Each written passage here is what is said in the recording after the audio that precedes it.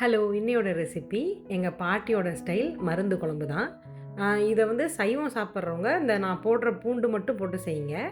அசைவம் சாப்பிட்றவங்க எந்த மீன் வேணாலும் எடுக்கலாம். முக்கியமாக பால் சுரக்கிறதுக்கு தகுதியான இந்த குதிப்பு மீன் குட்டி, அப்புறம் வந்து திரச்சி, இப்போ நான் இன்றைக்கி போட்டிருக்கேன் இல்லையா, திரச்சியை வந்து திருக்கை திருக்கை மீன், அப்படி இல்லைன்னா சொரா இருக்கு இல்லைங்களா, அது இதெல்லாம் எந்த மீன்லாம் கொஞ்சம் பால் நல்லா சுரக்குமோ அந்த மாதிரியான மீன்கள், கொழுப்பு நிறைந்த மீன்கள் போட்டு இந்த குழம்பு வந்து செஞ்சு சாப்பிட்லாம்.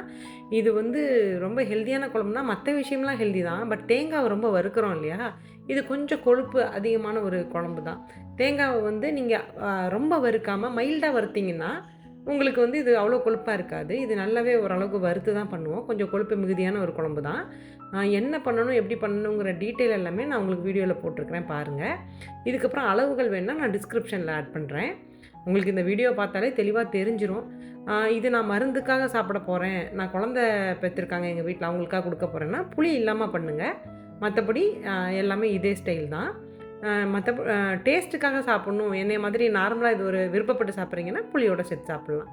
இந்த மாதிரியான வித்தியாசமான ரெசிபீஸ் என் சேனலில் வந்துக்கிட்டே இருக்கும்.